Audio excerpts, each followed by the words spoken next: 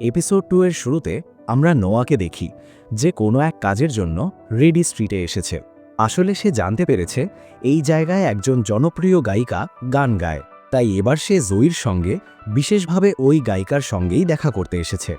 আমরা দেখি এই গায়িকাটি সেই মেয়েটি যাকে আমরা আগের এপিসোডের শেষে দেখেছিলাম।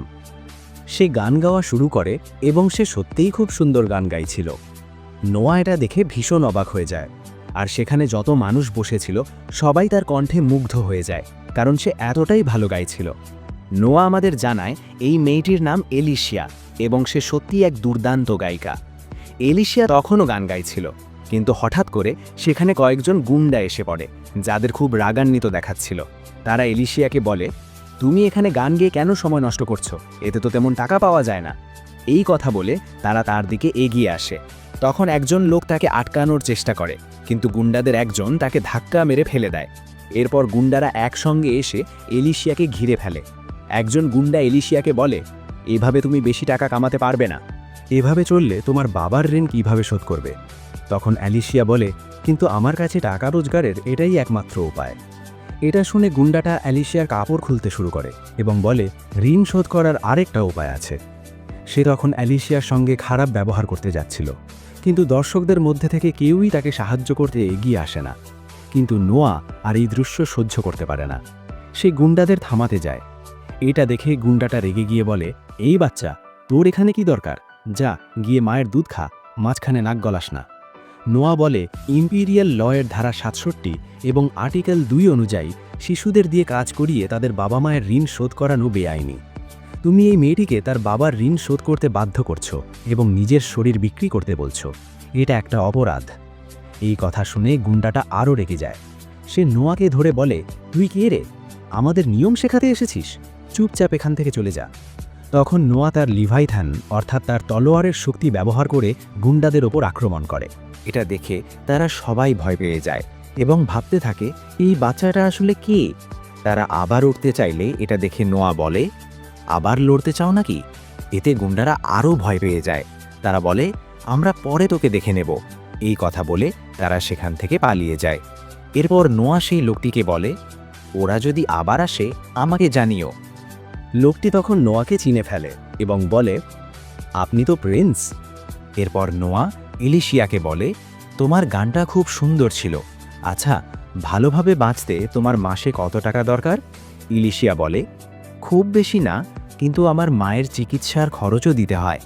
এটা শুনে নোয়া বলে, তাহলে আমি তোমাকে প্রতি মাসে ২৫ রিয়ান দেব, যাতে তুমি শুধু গানের দিকেই মন দিতে পারো, আর তুমি যত উন্নতি করবে আমি তোমার বেতন তত বাড়াবো। এই কথা শুনে এলিশিয়া খুব অবাক হয়ে যায় এবং নোয়াকে ধন্যবাদ জানায়। এরপর নোয়া তার ক্যাপ তুলে দিয়ে বলে, আমি তোমার গানটা শেষ পর্যন্ত শুনতে চাই। পরের দৃশ্যে আমরা দেখি নোয়া বাড়ি ফিরে এসেছে, কিন্তু তখন সে দেখে যে গুন্ডারা এলিশিয়াকে বিরক্ত করছিল তারা তার গেটের সামনে দাঁড়িয়ে ক্ষমা চাইছে। নোয়া ভাবে, ওরা নিশ্চয়ই জেনে গেছে আমি কে, তাই ক্ষমা চাইতে এসেছে, কিন্তু আমি ওদের সঙ্গে দেখা করব না। এই কথা বলে সে তার মেয়েটকে বলে দেয়, ওদের এখান থেকে পাঠিয়ে দাও, একজন প্রিন্স যার তার সঙ্গে দেখা করে না। মেয়েডও বলে, ঠিক আছে। এই সব দেখে হেনরি সেখানে চলে আসে। সে নোয়াকে বলে, তুমি পরিস্থিতিটা খুব ভালোভাবে সামলেছ। তুমি যদি কোনো অ্যাপয়েন্টমেন্ট ছাড়া ওদের সঙ্গে দেখা করতে, তাহলে তোমার রাজকীয় মর্যাদা কমে যেত। নোয়া বলে, হ্যাঁ এটা ঠিক, কিন্তু আমার আরেকটা কারণ আছে, সেটা এখানে বলবো না, ভেতরে গিয়ে বলবো। এরপর নোয়া তাকে জানায় যে সে আসলে একজন গায়িকার সাহায্য করতে চেয়েছিল। নোয়া বলে, আমি ওদের সঙ্গে দেখা করিনি যাতে ওরা বুঝতে পারে আমি এখনও রেগে আছি এবং এতে তারা আর কখনো এলিশিয়াকে বিরক্ত করবে না। হেনরি জিজ্ঞেস করে, মেয়েটা কি সত্যিই ভালো গান গায়? নোয়া বলে, আমার কথা বিশ্বাস করা লাগবে না, আপনি নিজে শুনেই সিদ্ধান্ত নিয়েন। এতে হেনরি ইমপ্রেস হয়। সে বলে, এত অল্প বয়সেই তুমি পরিস্থিতি এত ভালোভাবে সামলাতে পারছো। ফ্র্যাঙ্ক আর গ্যারি তোমারই বয়সী, কিন্তু তারা এমনভাবে ভাবে না। তবে তোমরা সবাই এখনও বাচ্চা। বিশেষ করে গ্যারিকে অনেক ম্যানার্স শেখানো হয়েছে, কিন্তু সে কিছুই শেখেনি। এরপর নোয়া আমাদের জানায়, যদিও এরা সবাই তার ভাই, কিন্তু সবার মা আলাদা। অর্থাৎ রাজা আসলে একজন প্লেয়ার, আর হেনরি আর গ্যারির মা একই।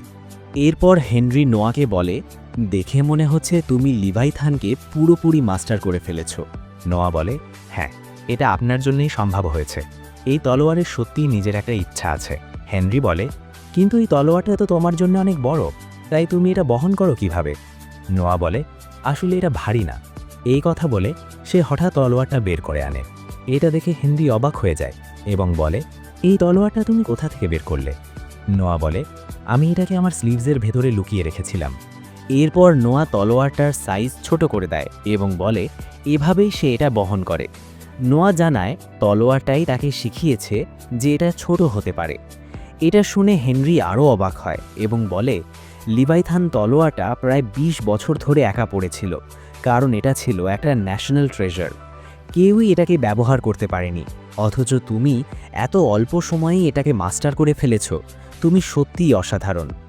পরের দৃশ্যে রাত হয়ে যায় আর গুন্ডারা এখনও গেটের সামনে দাঁড়িয়ে থাকে। তখন ওই টাকলা গুন্ডা আর সহ্য করতে পারে না। সে নোয়ার ওপর রেগে গিয়ে চিৎকার করে বলে, তোর সাহস কিভাবে হলো আমাকে ইগনোর করার? চুপচাপ বাইরে আয়। সে নোয়াকে গালাগালি করতে থাকে। এই সব কথা নোয়া শুনে ফেলে। সে বাইরে এসে শুধু টাকলার দিকে তাকিয়ে দেখে, আর সেটাই নোয়ার পাওয়ার দেখানোর জন্য যথেষ্ট ছিল। তারা এখন নোয়ার ভয়ঙ্কর পাওয়ার অনুভব করেই ভয়ে মাটিতে বসে পড়ে।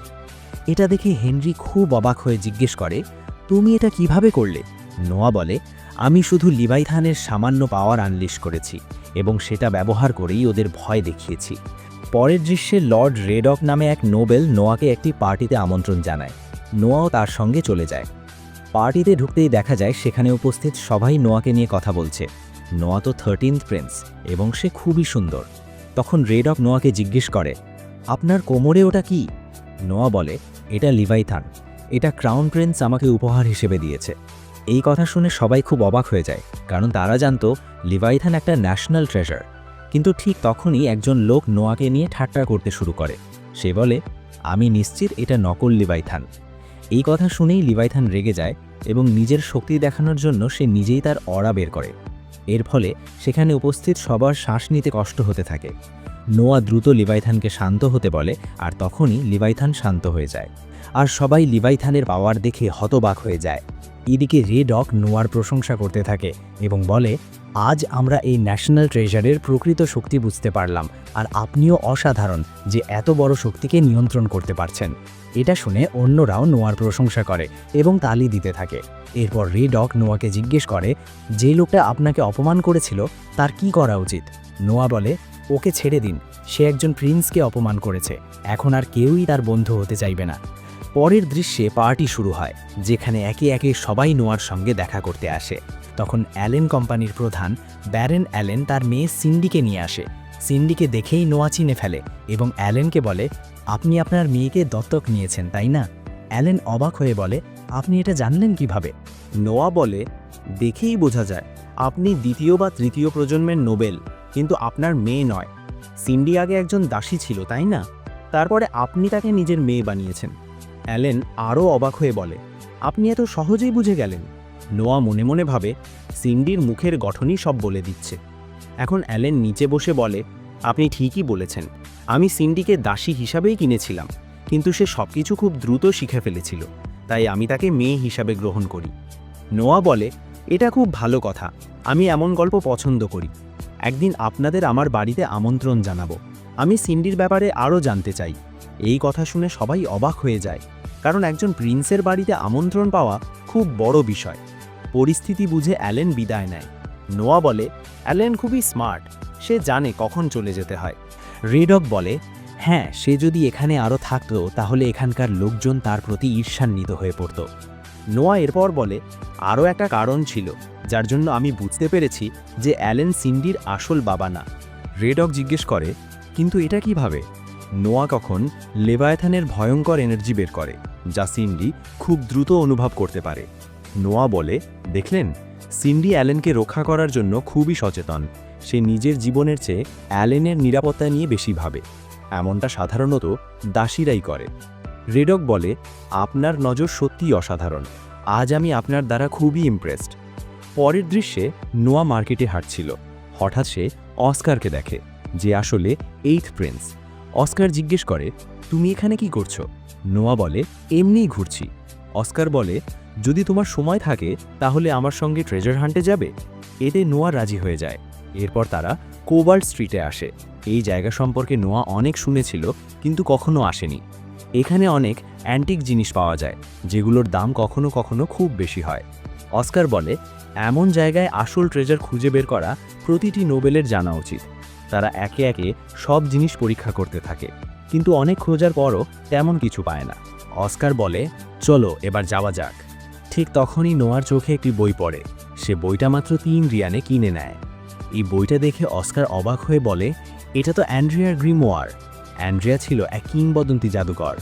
অস্কার বলে, এটা তো সত্যিকারের ট্রেজার। যদি এর ভেতরে কিছু বিশেষ থাকে তাহলে এর দাম 1000 রিয়ানও হতে পারে। কিন্তু তুমি বুঝলে কিভাবে এটা গ্রিমোয়ার? নোয়া ভাবে, আমি নিজেও জানতাম না। বইটা তুলতেই আমার উইন্ডস্ট্যাটে SS যোগ হয়ে গেল, তাই কিনেছিলাম। তখন নোয়া লক্ষ্য করে তার লিভাইথান রিয়্যাক্ট করছে। এটা দেখে নোয়া গ্রিমোয়ার ধ্বংস করতে গেলে অস্কার থামিয়ে বলে, নোয়া, তুমি এটা কি করতে যাচ্ছ? তখন নোয়া ভাবে, আমার স্ট্যাটে শুধু সেসব জিনিসই যোগ হয় যাদের নিজস্ব ইচ্ছা আছে। এর মানে এই গ্রিমোয়ারেরও নিজস্ব ইচ্ছা আছে। আমরা এখন দেখি ঠিক তেমনই হয়। গ্রিমোয়ার লিভাইথান থেকে বাঁচার জন্য নিজে থেকেই নিচে পড়ে যায়। বইটি খুলে যায় এবং তার ভেতরের সিল ভেঙে যায়। দেখা যায় গ্রিমোয়ারের ভেতরে তার মালিকের আত্মা সিল করা ছিল, যা এখন বেরিয়ে আসে এবং নোয়ার ওপর আক্রমণ করতে চায়। এটা দেখে অস্কার নোয়াকে বলে, তুমি এখান থেকে পালিয়ে যাও। এই জাদুকরের আত্মা খুব বিপজ্জনক। সে উইন্ড এলিমেন্টের মাস্টার ছিল। কিন্তু নোয়া পালানোর বদলে লিভাইথান দিয়ে আক্রমণ করে। কিন্তু এটা যথেষ্ট না হওয়ায় নোয়া ওয়াটার ম্যাজিক ব্যবহার করে আত্মাকে আকাশে উড়িয়ে ধ্বংস করে দেয়। এরপর নোয়া দেখে তার উইন্ড এলিমেন্ট স্ট্যাট SS হয়ে গেছে। অস্কার জিজ্ঞেস করে, সব ঠিক আছে তো?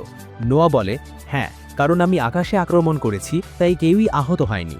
এটা শুনে অস্কার অবাক হয়ে বলে, এত দ্রুত সিদ্ধান্ত নেওয়া সত্যিই আশ্চর্যজনক।